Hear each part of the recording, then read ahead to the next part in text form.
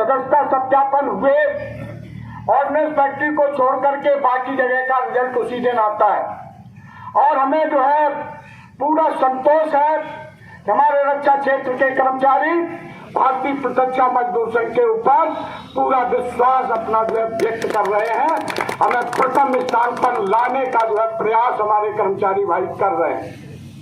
मित्रों, आप लोगों के मन में तरह तरह के प्रश्न होते होंगे कि हम भारतीय प्रत्यक्ष मजदूर संघ को ही मतदान क्यों करें।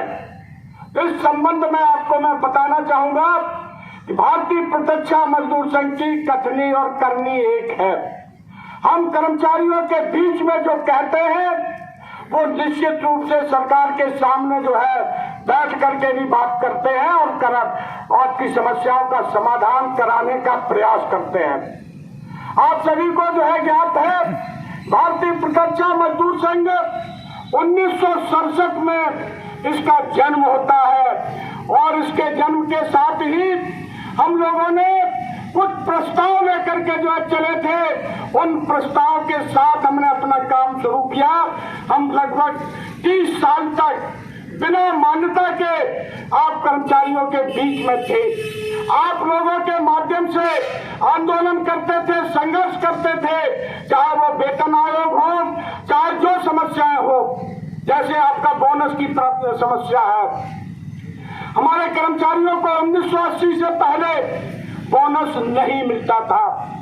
भारतीय प्रत्यक्ष मजदूर संघ और भारतीय मजदूर संघ ने प्रारंभ से ही कहा कि सभी कर्मचारियों को बोनस मिलना चाहिए। बोनस क्यों मिलना चाहिए, उसके पीछे तर्क था कि हमारे जो कर्मचारी भाई हैं, इन कर्मचारियों को आवश्यकता पर आधारित वेतन नहीं मिलता।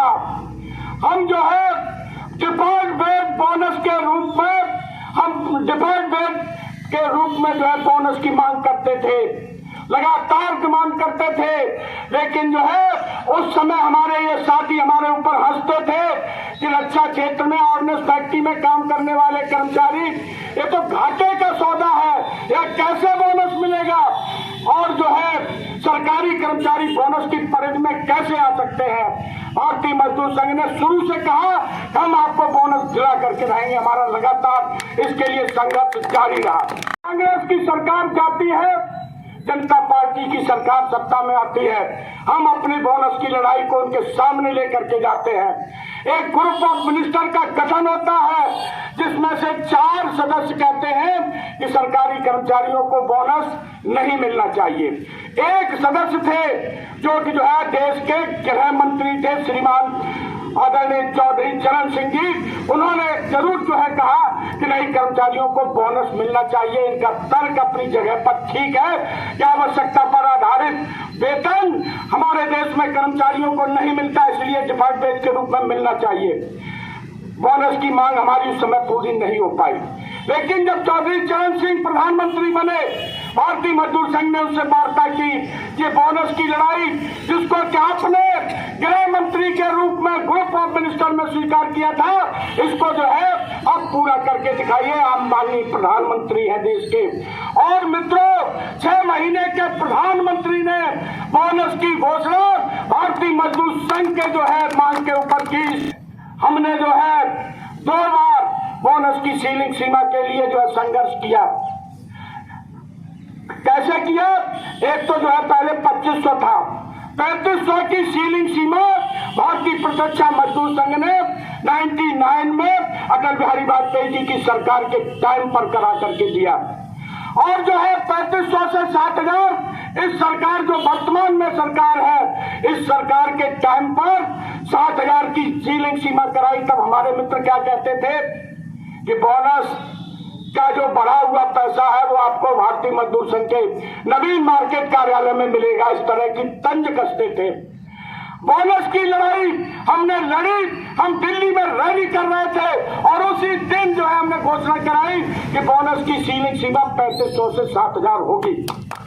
अब जो है आप लोगों के मन में होगा कि 7000 रुपया जब जो है न्यूनतम वेतन था, तब जो है 7000 हमारा बोनस हुआ, अब 18000 कब होगा? ये लड़ाई भी जो है भारतीय मजदूर संघ आपको लड़ करके बहुत जल्दी जो है बोनस के रूप में दिलाने में सफल होगा। ये मैं जो है आपके सामने जो है आज वादा करके जाता हूं। मित्रों, आप सभी को क्या हमारे 300 दिन की छुट्टियां जिसके लिए हम लगातार संघर्ष कर रहे थे, हमारे जो है बड़े बड़े नेताजी कहते हैं हमने इसके लिए 55 साल तक लड़ाई लड़ी, 55 साल तक संघर्ष किया और 55 साल संघर्ष करने के बाद कब जो है जाकर के 300 दिन की छुट्टी मिलती है, जब अटल बिहारी वाजपेयी जी की सरकार सत्ता में होती है। जिस सरकार के साथ ये वार्ता भी नहीं करते थे, उस सरकार के टाइम पर एक केलकर कमेटी आई थी, आप लोगों को याद होगा। केलकर कमेटी का विरोध करने के लिए हम लोग जो है तीनों महासंघ एक हुए। उस समय भारतीय प्रत्यक्ष मजदूर संघ भी मान्यता प्राप्त हो चुका था। हम लोगों के साथ वार्ता करने के लिए हमने एक जो है पूरे देश में माहौल बनाया और देश के प्रधानमंत्री जी ने कहा कि आप जो है हड़ताल करने की बजाय आओ हम आपसे वार्ता करते हैं। केलकर कमेटी को हमने ठंडे बस्ते में डलवाया। ठंडे बस्ते में डालने के साथ साथ कुछ समस्याओं के ऊपर चर्चा हुई, जिसमें 300 दिन की छुट्टी भी थी। ये कहते हैं कि हमने 55 साल में कराया, और मैं आपको स्पष्ट बताना चाहता हूं कि उन्होंने क्या किया था। 300 दिन की छुट्टी 5वें वेतन आयोग ने सिफारिश की थी। हमारे जो है स्टाफ के कर्मचारियों की उम्र 58 से 60 साल भारतीय मजदूर संघ के प्रयासों से ही हुई थी। जब एज का डिफरेंस खत्म हुआ तो छुट्टियों का भेदभाव भी समाप्त होना चाहिए, इंडस्ट्रियल और नॉन इंडस्ट्रियल का। इन्होंने 300 दिन की छुट्टी 5वें वेतन आयोग की अनुशंसा के बाद भी उस समय लागू नहीं कराई। इन्होंने क्या किया, नेशनल काउंसिल जेसीएम में बैठ करके कर्मचारियों की पीठ पर छुरा भोंकने का काम किया। इन्होंने कहा कि आपको 120 दिन की जो छुट्टी जमा करने का अधिकार है, इसमें 60 दिन का भुगतान होता है। ये पूरे का पूरा 300 आपका जो है 120 दिन की छुट्टी जो है कर्मचारियों को दे दी जाए। ये नेशनल काउंसिल जेसीएम के नेताओं के फैसले के कारण हमें 120 दिन की छुट्टी का भुगतान होने लगा। भूल गए कि 300 दिन का जो है हमारा जो है 5वें वेतन आयोग की सिफारिश है। जिस समय हम टेबल टॉक पर गए हमने जो है वहां पर इस मांग को रखा, तो उस समय के जो डिफेंस सेक्रेटरी थे श्री केपी सिंह जी, उन्होंने स्पष्ट रूप से कहा कि किस मुंह से आप लोग 300 दिन की छुट्टी मांग रहे हो। आप तो 120 दिन पर नेशनल काउंसिल में समझौता करके आए हो। ये है इनका चरित्र, ये है ये इनकी जो है संघर्ष। 120 दिन पर जो है ये हस्ताक्षर किए। हमने वहां पर कहा कि इन्होंने हस्ताक्षर किए होंगे, ये नेशनल काउंसिल में प्रतिनिधित्व कर रहे थे, हम नेशनल काउंसिल जेसीएम में नहीं थे। लेकिन कर्मचारियों की ये जायज मांग है, ये पूरी होनी चाहिए। लंबी बहस के बाद उस समय के रक्षा मंत्री श्रीमान जॉर्ज फर्नांडिस ने कहा कि इनकी मांग जायज है। 300 दिन की छुट्टी का जो है उसी समय निर्णय हुआ। ये भारतीय प्रत्यक्ष मजदूर संघ की देन है, इनके 55 साल के संघर्ष की देन नहीं है। उसी मीटिंग में हमने कहा ये जो रेशियो है 15-20% का 1981 में लागू हुआ, आज जो है उसको एक लंबा समय हो गया। तमाम वेतन आयोग की सिफारिशें होती हैं जिसमें कहा जाता है कि कर्मचारियों का कैडर रिव्यू हर 5 साल में होना चाहिए। यहाँ पर नहीं हुआ। इन कर्मचारियों का रेशियो बढ़ाया जाए। कितना रेशियो होना चाहिए? 55% हाईली स्किल्ड और 45% स्किल्ड, और 55% का 25% मास्टर क्राफ्टमैन की पोस्टें होनी चाहिए। सारे ट्रेड में मास्टर क्राफ्टमैन की पोस्टें हो, इस तरह का उनके सामने हमने जो है प्रस्ताव रखा। बहस के बाद इसके ऊपर सहमति बनी और इस तरह से आपको 55 और 45 का रेशियो मिला। ये कहते हैं कि रेशियो हमने दिलाया। अरे तुमने अगर रेशियो दिलाया तो जो है आप 2003 के पहले क्यों नहीं दिला पाए? भारतीय प्रतीक्षा मजदूर संघ की मान्यता के बाद ही रेशियो क्यों मिलता है? भारतीय प्रतीक्षा मजदूर संघ की मान्यता के बाद ही मास्टर क्राफ्टमैन की पोस्टें क्यों सृजित होती है? क्योंकि भारतीय प्रतीक्षा मजदूर संघ इसके लिए लगातार संघर्ष कर रहा था। इस तरह से हमारे जो है 1979 की स्टैंड पर हमारा रेशियो मेंटेन होना चाहिए। यह किसने किया? ये भारतीय प्रतीक्षा मजदूर संघ ने किया। ये 55 साल और 60 साल का जो दुहाई देने वाले झूठे नेता हैं, इन लोगों ने नहीं किया। आप सबको जो है ज्ञात होगा, हम जो है अपने जो है जब हमारा भारतीय प्रतीक्षा मजदूर संघ का जन्म हुआ उस समय से मांग करते थे कि कर्मचारियों को टाइम स्केल प्रमोशन दो। हम नारा लगाते थे टाइम स्केल प्रमोशन दो। बहुत गंदे शब्दों में ये लोग जो है हमारा मजाक उड़ाते थे।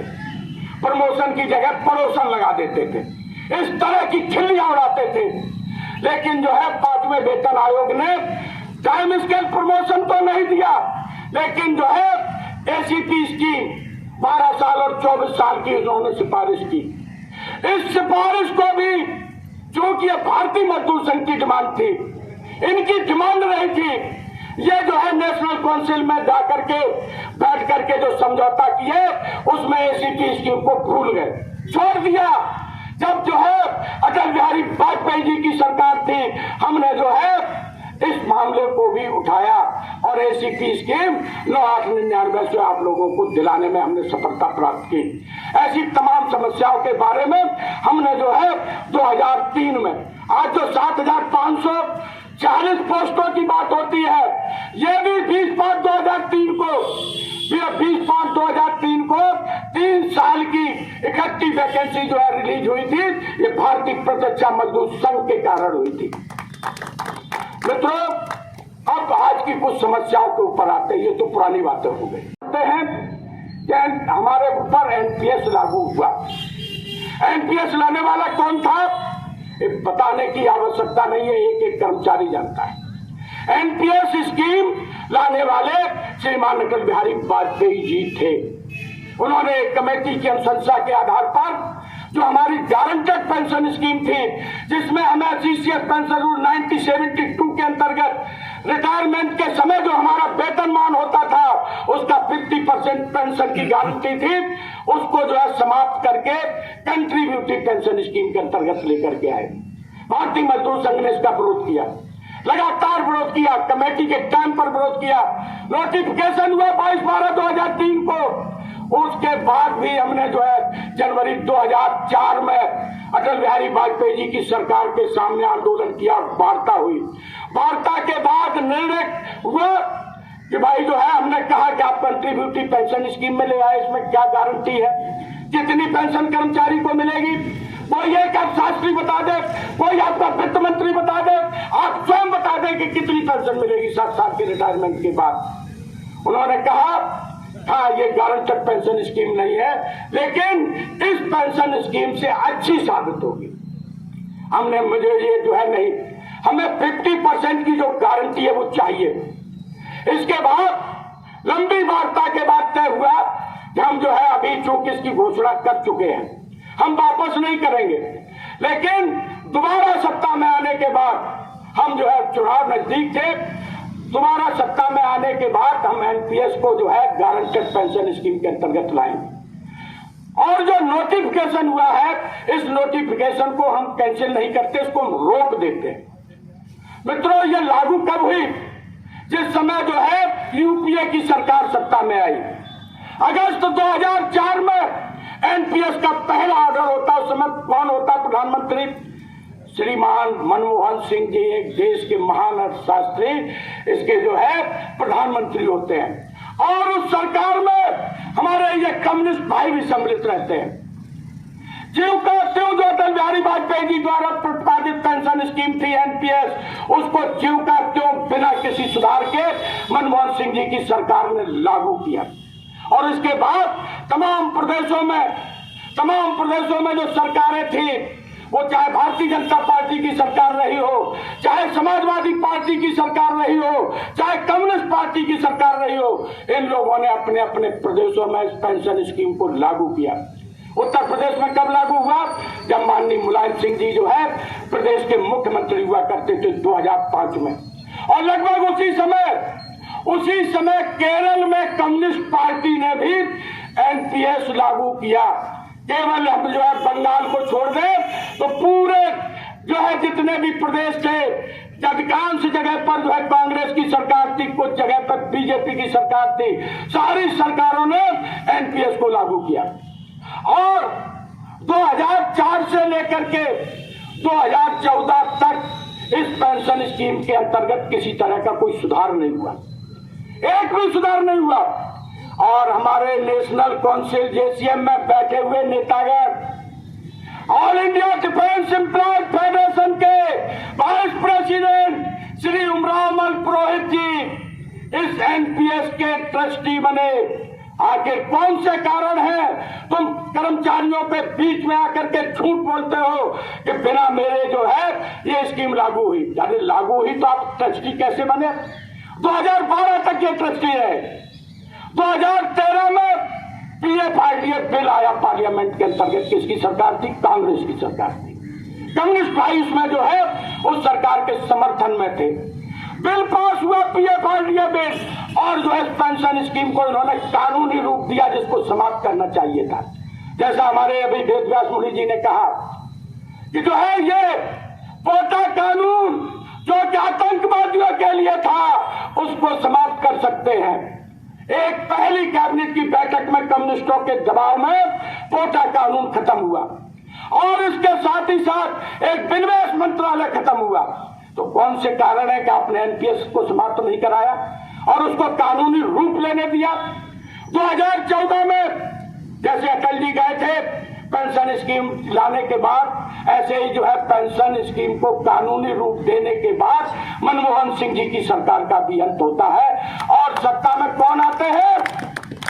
श्रीमान नरेंद्र मोदी जी, जिनके बारे में हम स्पष्ट रूप से कहना चाहते हैं कि नरेंद्र मोदी जी सरकारी कर्मचारियों के पक्ष में कभी भी नहीं थे, चाहे वो गुजरात के मुख्यमंत्री रहे हो और चाहे जो है वो देश के प्रधानमंत्री हो।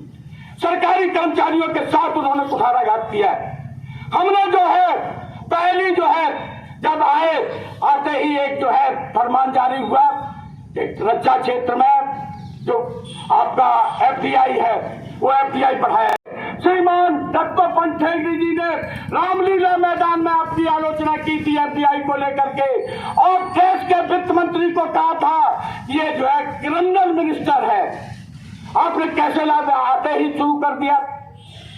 अरुण जेटली साहब ने कहा कि कुछ अधिकारी पुरानी फाइल लेकर के आ गए थे, हमने उसको वापस कर दिया, हम इसको अभी लागू नहीं करेंगे, किसी तरह की बढ़ोतरी नहीं होगी। इस तरह का आश्वासन उस मीटिंग में उन्होंने दिया। हमने उनसे कहा, माननीय अटल बिहारी वाजपेयी जी ने हम लोगों से एक वादा किया था एनपीएस को लेकर के, इसको हम गारंटेड पेंशन स्कीम में बदलेंगे, कर्मचारियों का नुकसान नहीं होने देंगे, उसका क्या होगा? अरुण जेटली साहब बोले कि हम अपने वादे पर कायम हैं, हम इस स्कीम को खत्म नहीं करेंगे, हमने इसको खत्म ही करना पड़ेगा। क्योंकि आज जो कर्मचारी रिटायर हो रहे हैं 10 साल 11 साल की नौकरी के बाद, उनको कितनी पेंशन मिलती है? 500 रुपया, 1500 रुपया, 1800 रुपया। इस पेंशन से उनका गुजारा नहीं हो सकता। उन्होंने कहा कि आप प्रस्ताव लाओ, हम जो है उसके ऊपर विचार करेंगे कि आपको हम गारंटेड पेंशन स्कीम के अंतर्गत लाने के लिए। हमने कहा ठीक है, निश्चित रूप से हमारा प्रस्ताव है कि जो लास्ट पेड रन है उसका 50% हमें पेंशन के रूप में मिलना चाहिए। साथ ही साथ इस पेंशन को टीए के साथ जोड़ना चाहिए, और इसी के साथ जब वेतन आयोग आते हैं कर्मचारियों के वेतन में वृद्धि होती है, उसी तरह से जो है हमारी पेंशन में भी जिसमें भी वृद्धि होती है वो जारी रहनी चाहिए। ये 3 चीजें हमने उनके सामने रखी और उनसे पूछा कि आप देश के जाने माने वकील भी हैं, आप कानून के ज्ञाता हैं, आप गैर कानूनी काम कैसे कर सकते हैं? क्या गैर कानूनी काम है? आपने जो है एनपीएस पेंशन की स्कीम को बदला, लेकिन एक एक्ट के तहत हमें जो ग्रेच्युटी मिलती है हमारे एनपीएस के कर्मचारियों को, ग्रेच्युटी से कैसे आपने जो है ग्रेच्युटी कैसे समाप्त कर दी? बोले जो पैसा जमा होगा 10% आपका, 10% हम देते हैं, उसमें से 40% से पेंशन मिलेगी, 60% ग्रेचुअली। हमने ये जो है बहकावे वाली बातें सर, क्योंकि जो है जहां पर पेंशन नहीं है, डबल फंड मिलता है, वहां पर जो है आपका ग्रेचुटी भी मिलती है। तो ग्रेचुटी का जो एक एक्ट के तहत है, कानून के तहत है, इसको आप समाप्त नहीं कर सकते। लंबी बहस हुई, हमने कहा कि हम सुप्रीम कोर्ट में जाएंगे। बोले भाई सुप्रीम कोर्ट में जाओगे तो आप जाओ, हम देखेंगे। हमने क्या देखेंगे, आप जो है न्याय करो। इसके बाद उन्होंने आश्वस्त किया कि हम इस पर स्टडी करेंगे। और मित्रों 2016 में इसी सरकार ने ग्रेचुटी का ऐलान किया कि एनपीएस के कर्मचारियों को ग्रेचुटी प्रदान की जाएगी। ये पहला सुधार कितने सालों के बाद, 12 साल के बाद। 10 साल की यूपीए की सरकार में कुछ नहीं हुआ, 16 साल में जो है 2016 में आपको ग्रेचुटी मिली। हमने अपना आंदोलन जारी रखा। 2017 में हमने दिल्ली में रैली की, प्रदेशों में रैलियां की, राज्यपाल के महोदय के माध्यम से ज्ञापन दिए एनपीएस को समाप्त करने के लिए। एक ग्रुप ऑफ मिनिस्टर की जो है घोषणा होती है श्रीमान जेटली जी के नेतृत्व में, वह जो है एनपीएस के बारे में चर्चा करते हैं और कहते हैं कि हम मिनिमम पेंशन की तरफ बढ़ रहे हैं। क्या किया उन्होंने, जो हमें 10% मिलता था उसको बढ़ा करके 14% किया और कहा कि इससे जो है मिनिमम पेंशन मिल जाएगी। उसी समय कुछ कर्मचारी रिटायर हुए, उनको कितनी पेंशन मिली, 1800 रुपया, 2000 रुपया और अधिकतम जो है 4200 रुपया। हमने कहा जो है मिनिमम पेंशन मिल गई। आप क्यों बहकाना चाहते हो, आप सीधे सीधे इस एनपीएस को समाप्त करके ओपीएस लागू करो। और उसी जो है ग्रुप ऑफ मिनिस्टर ने कुछ काम निश्चित रूप से किए, 10% से 40%। ये दूसरा सुधार था भारतीय मजदूर संघ के प्रयासों से, हमारे आंदोलनों के कारण। तीसरा एक बड़ा सुधार हुआ, फैमिली पेंशन। कर्मचारी की मृत्यु अगर हो जाती है तो उसको जो है 5 साल में 10 साल में मृत्यु हो गई तो क्या मिलेगा, कुछ भी नहीं। इसलिए फैमिली पेंशन जो है उन्होंने सीसीएस पेंशन रूल 1972 के अंतर्गत लेने के लिए ऑप्शन की सुविधा प्रदान की। ये जो है तीसरा सुधार था, चौथा सुधार था। इस तरह से ये सुधार निश्चित रूप से हुए, जो कि ना का जो है हमारे लिए बेईमानी है, कोई मतलब नहीं इनका, क्योंकि पेंशन की गारंटी नहीं है। हमने अपने आंदोलन को कोरोना काल में भी जारी रखा, हमने अपने आंदोलन को कभी रोका नहीं। इसके बाद एक कमेटी का गठन होता है, वित्त सचिव की अध्यक्षता में एक कमेटी एनपीएस में सुधार के लिए गठित है। अभी 22 नवंबर 2023 को हमने दिल्ली में एक बड़ी रैली की।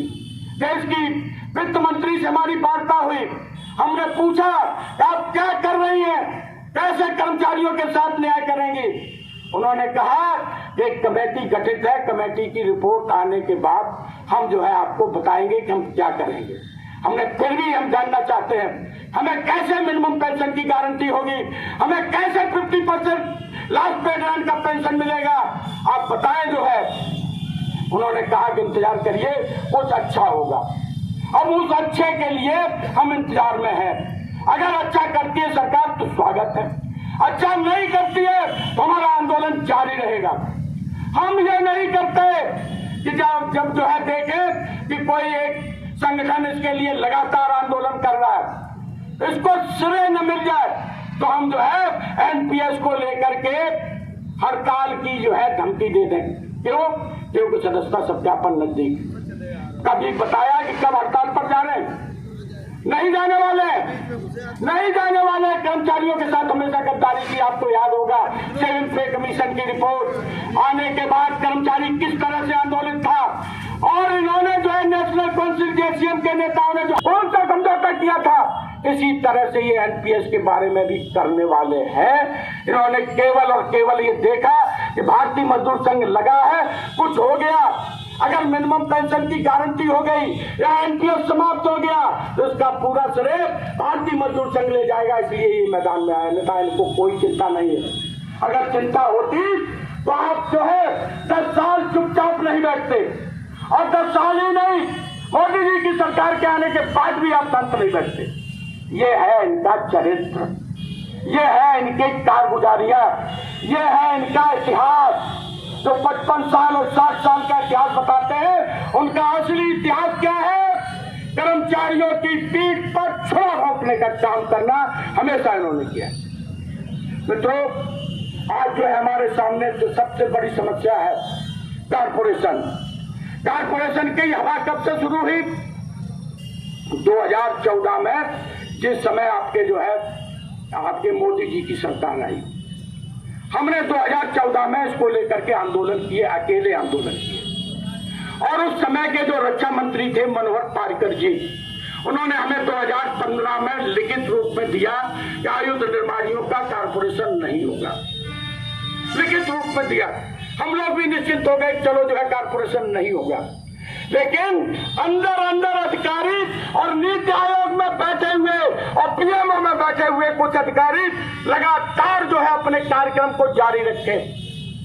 जब निर्मला सीतारमण जी देश की रक्षा मंत्री बनी, फिर से कारपोरेशन लागू करने का प्रयास हुआ, लेकिन जो है उनको भी हम लोगों ने लागू नहीं करने दिया।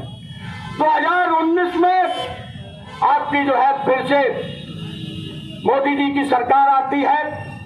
हम लोग जो है कारपोरेशन के विरोध में इन सबको, दोनों महासंघों को साथ लेकर के हमने संघर्ष किया। पहले हमने 3 दिन की हड़ताल 2019 में जनवरी में की, अगस्त में हमने फिर हड़ताल की 5 दिन की, और उस हड़ताल के बाद उस समय के रक्षा सचिव ने लिख करके दिया कि कारपोरेशन के बारे में कोई निर्णय नहीं है। तब जाकर के वो हड़ताल वापस हुई थी। 2020 आया, देश में हाहाकार मचा हुआ था, कोविड-19 जैसी बीमारी थी, लेकिन इस सरकार ने अपनी निर्दयता दिखाते हुए 16 मई 2020 को घोषणा की कि हम आयुध निर्माणियों का कारपोरेशन करेंगे। हम सब हतप्रभ थे, क्या किया जाए, क्योंकि उस समय कुछ कर नहीं सकते थे। अब फैक्ट्रियां बंद, रेल बंद, सारा कुछ बंद, कर्मचारी अपने अपने घरों में कैद थे, पूरा देश कैद था। हमने सरकार की इस जन विरोधी नीति का विरोध करते हुए ऑनलाइन विरोध करना शुरू किया, और ऑनलाइन विरोध करने के साथ साथ हमने इन दोनों महासंघों से बात की कि हमें कुछ करना चाहिए। तो इन्होंने कहा कभी क्या किया जा सकता है, हमें इसका विरोध करना चाहिए, ऑनलाइन विरोध करें और फुट हम अपने आंदोलन जारी रखें। इसके बाद हम तीनों महासंघ ऑनलाइन बैठ करके कुछ तय किया कि हम जो है जितने भी हमारे सांसद हैं उन सांसदों को ज्ञापन देंगे। आप सबको ज्ञात होगा, आप में से बहुत से कर्मचारी जहाँ के सांसद को ज्ञापन देने जाते थे, दोनों सांसदों को हम लोगों ने ज्ञापन दिया। लगातार हमने जो है सरकार ने संवाद करने की कोशिश की, हम संवाद में भी गए। सरकार जो अपने पर अडिग थी, हम अपने पर अडिग थे, और उन्होंने जो है घोषणा कर दी कि आयुध निर्माणियों का कारपोरेशन होगा ही।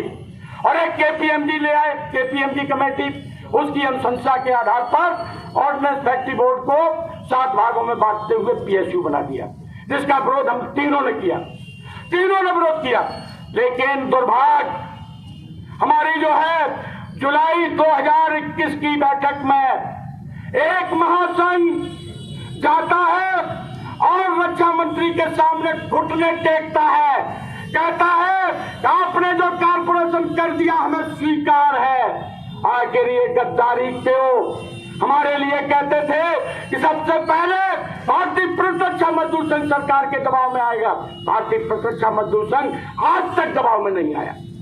आप भागे, आपने अपने कार्यकर्ताओं का सम्मान किया, कर्मचारियों का सम्मान किया। कार्यकर्ता जो है हमारे INDWF यूनियन के अपने आप को ठगा महसूस करता है। इनके साथियों ने एक बार हमसे कहा कि मुझे तो ऐसा लगता है जैसे दीवार पिक्चर में किसी ने जो है लिख दिया था कि तुम्हारा बाप चोर है। हमें लगता है कि जो है हमारे माथे पर चिपका दिया गया कि हमारा बाप गद्दार है। इस तरह की बात इनके कार्यकर्ताओं को शर्मिंदगी है, इन्हें शर्मिंदगी नेताओं को नहीं। क्या लेकर के इन्होंने समझौता किया, ये तो ये जाने। दूसरा, दूसरा जो हमारे ये नेशनल काउंसिल जेसीएम के नेतागण हैं, इनके पास हम लोग गए, हम लोग इस संघर्ष को मिलकर के लड़ा। रेलवे भी साथ में आए, लाल झंडे के लोगों ने साफ शब्दों में, रेलवे के लोगों ने मना करके इस लड़ाई को कमजोर करने का जो है काम किया। इसके बाद हम लोग जब हड़ताल पर जा रहे थे, ईडीएससी कानून आया, उसका हमने विरोध किया, दिल्ली हाई कोर्ट में गए और जो है दिल्ली हाई कोर्ट में सरकार ने कहा कि हमने 1 साल के लिए इसको किया, 1 साल बाद निष्प्रभावी हो जाएगा। निष्प्रभावी हो भी गया। इसके बाद क्या होता है, कोर्ट केस की तैयारी होती है। कोर्ट केस में ये भी जाते हैं, कोर्ट केस में हम भी जाते हैं, लेकिन ये एडीएफ के लोग इतने झूठे हैं, कहते हैं कि केवल और केवल हम जो है कोर्ट केस में गए, जबकि हमारा कोर्ट केस का निर्णय भी हो चुका है। उस कोर्ट केस के निर्णय में न्यायालय ने कहा है कि आपको जो है टिल टू रिटायरमेंट कर्मचारियों को सरकारी कर्मचारी रखना होगा। और आपको वादा करके जाते हैं कि कारपोरेशन में हमने जो है प्रस्ताव पास करके दिया है कि हमारा जिस तरह से जो है प्रसार भारती है, उसी तरह से हमारे कर्मचारियों को सरकारी कर्मचारी का दर्जा मिलना चाहिए। मुनि जी कह रहे थे 1984 में भर्तियों पर प्रतिबंध आदरणीय राजीव गांधी जी की सरकार ने लगाया। 1999 तक भर्तियों पर प्रतिबंध रहा। 1999 में एक सरकार आती है अटल बिहारी वाजपेयी जी के नेतृत्व में। हमने उस समय उनसे जो है बात की कि जो है तमाम सरकारी प्रतिष्ठानों में अनेकों रिक्त स्थान पड़े हुए हैं, इन रिक्त स्थानों की पूर्ति होनी चाहिए। और एडीआरपी स्कीम के अंतर्गत हमारे जो है ऑर्डिनेंस फैक्ट्री में जो है भर्तियां शुरू हुई 1999 में। शुरू में 67% वैकेंसी जो है वो सेंट्रल पूल में डाली जाती थी और 33% भर्ती हमारी होती थी। ये किसने कराया? ये भारतीय प्रतिरक्षा मजदूर संघ ने करा करके दिखाया। हम इसके आधार पर आपसे जो है मांग कर रहे हैं, आपसे निवेदन कर रहे हैं कि हमें जो है आप अपनी ताकत दें। निश्चित रूप से आने वाले समय में हम आपकी समस्याओं का समाधान कराने में सफल होंगे।